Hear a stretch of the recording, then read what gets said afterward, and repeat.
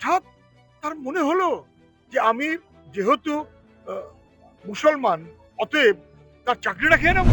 তো ধরাই পড়ে গেছে। যদি নিরপেক্ষ মনোভাবে সরকার চলতো, মানে বিজেপির কথা যদি না চলতো, তাহলে শুয়োরের মাংস খাওয়াবো বলে এই যে হুমকি দিচ্ছে, তাকে কেন গ্রেপ্তার করা হলো? দুই, খাবার সময় বুঝলেন না, খাবার পরে হঠাৎ তার প্রশ্নটা মাথায় আসলো, ছ্যাবলামি হচ্ছে নাকি এগুলো?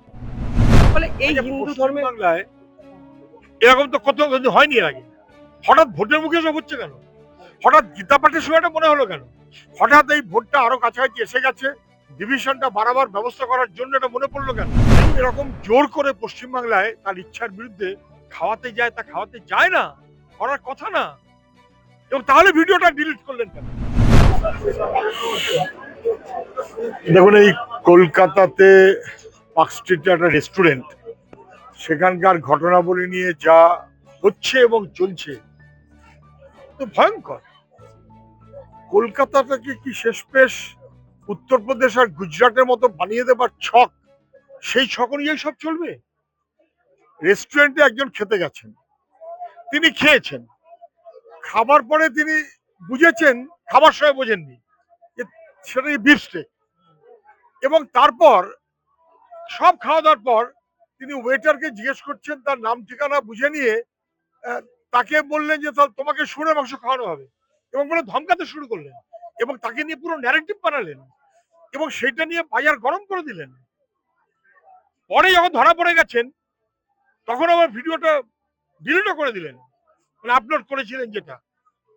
পরে দেখা যাচ্ছে যিনি এই কাণ্ডটা করছেন, তিনি এর আগে একাধিকবার রেস্টুরেন্টে গেছেন, এবং বিফস্টেক বা ইত্যাদি ইত্যাদি খেয়েছেন, তাতে তার কোনো অসুবিধা হয়নি, ঈদের খাওয়াতেও গেছেন।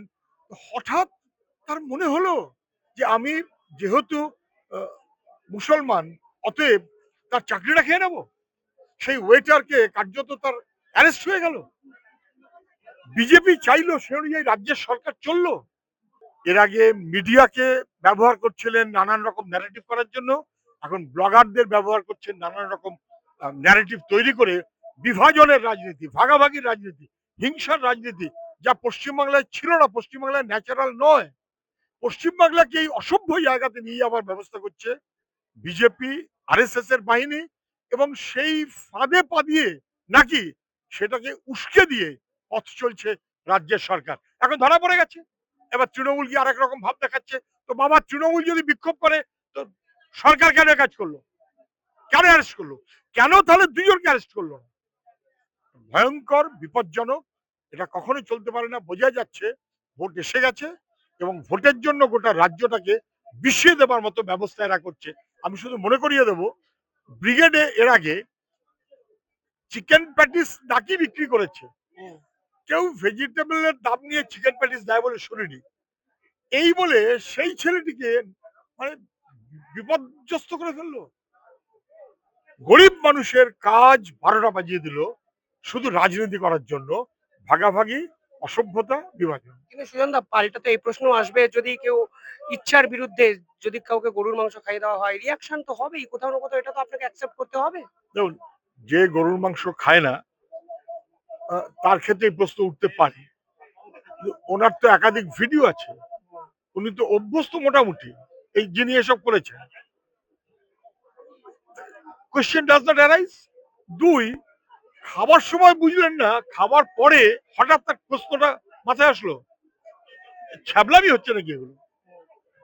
তিন, এটা সবাই জানেন, আমি অন্তত ভাবে জানি, কেউ এরকম জোর করে পশ্চিমবাংলায় তার ইচ্ছার বিরুদ্ধে খাওয়াতে যায়, তা খাওয়াতে যায় না, করার কথা না।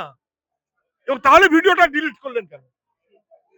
বোঝা গেল একটা রাজনীতির উদ্দেশ্য নিয়েই সমস্তটা করা হলো, বিজেপি রাজনীতিকে সাহায্য করার জন্য। এখন তো ধরাই পড়ে গেছে। যদি নিরপেক্ষ মনোভাবে সরকার চলতো, মানে বিজেপির কথা যদি না চলতো, তাহলে শুয়োরের মাংস খাওয়াবো বলে এই যে হুমকি দিচ্ছে, তাকে কেন গ্রেপ্তার করা হলো না? রাজনীতির খেলায় বিজেপি, সেই খেলাতেই তৃণমূল। ভিডিওতে দেখা যাচ্ছে শায়ক বলছেন আমি ব্রাহ্মণ এবং তুমি মুসলমান, এই ধরনের একটা কনভারসেশন আমরা দেখলাম। এটা রাজ্য তাহলে রাজনীতিকে এক্সপেক্টেড? দেখুন, আমি ব্রাহ্মণ তুমি মুসলমান বলে যদি একটা কনফ্রন্টেশন কেউ করে আমাদের সংবিধানে, বিধি ব্যবস্থায়, তার বিরুদ্ধে ব্যবস্থা নেওয়া হবে না কেন? সে একটু ব্লগার, অতএব তার 7 খুন মাপ, আর ও একটু ওয়েটার, গরিব লোক, অতএব যাও আউট। যেমন চিকেন প্যাটিসের লোকটা আউট। এইটা বুঝে সুঝে একটা অসভ্যতা, এটা নিয়ে কোনো সন্দেহ নেই। কোথাও গিয়ে দাদা হিন্দু ধর্মের ভাবাবেগে আঘাত, যেটা বিজেপির পক্ষ থেকেও বলা হচ্ছে, সেটা ইচ্ছাকৃত করা হচ্ছে। চিকেন প্যাটিসের ঘটনাটাও ভুল বুঝিয়ে চিকেন প্যাটিস বিক্রির ঘটনা বলা হচ্ছে। ফলে এই আচ্ছা, হিন্দু ধর্মের পশ্চিমবাংলায় এরকম তো কত কিন্তু হয়নি এর আগে। হঠাৎ ভোটের মুখে সব হচ্ছে কেন? হঠাৎ গীতা পাঠের সময়টা মনে হলো কেন? হঠাৎ এই ভোটটা আরো কাছাকাছি এসে গেছে, ডিভিশনটা বাড়াবার ব্যবস্থা করার জন্য এটা মনে পড়লো কেন? না বুঝবার কিছু নেই। পশ্চিমবাংলার মানুষ কেউ কিছু বোঝে না। আমি বলছি গরিব মানুষ, হিন্দু হোক মুসলমান হোক, তারাও কিন্তু বোঝে। এবং পশ্চিমবাংলার গরিব মানুষ, তারাও কিন্তু ইন দি মেইন সেকুলার মনোভাবে চলে। তারা জানে গরিব মানুষকে এক হয়ে চলতে হয় তাদের জীবন জীবিকার জন্য। এগুলো ক্রিয়েটেড পলিটিক্যাল, ঠিক যেভাবে গুজরাট করেছে, যেভাবে উত্তরপ্রদেশ করেছে, তার ছায়া পশ্চিমবাংলায় ফেলার চেষ্টা করছে বিজেপি, সঙ্গে শরিক তৃণমূলের প্রশাসন।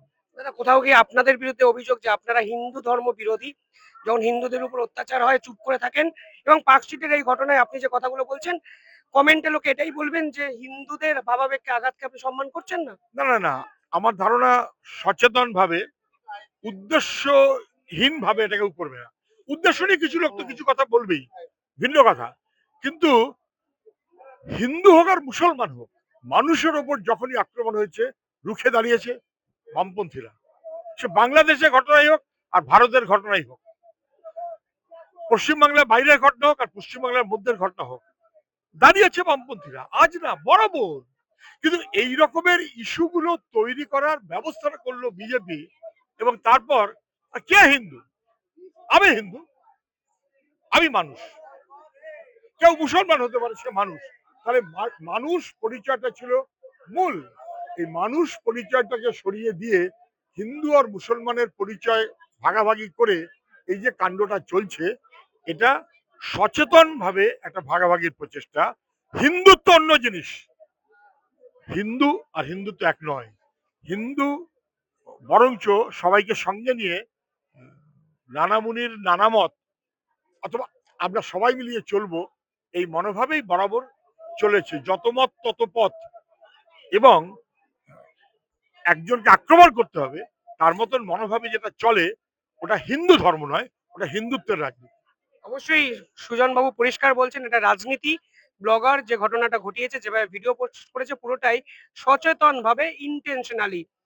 যাই হোক, ভোটের আগে রাজ্য রাজনীতি তোলপাড়। দুর্ভাগ্যের বিষয়, ধর্ম নিয়ে এক্ষেত্রে আলোচনা অনেক বেশি হচ্ছে, যে আলোচনায় রাজনৈতিক উপজীব্য নেই। শুধুমাত্র গরিব মানুষের চাকরিহীনতা কিংবা ব্লগার ঠিক কি ভুল, এই নিয়ে ফেসবুকে লেখালেখি চলছে বিস্তর।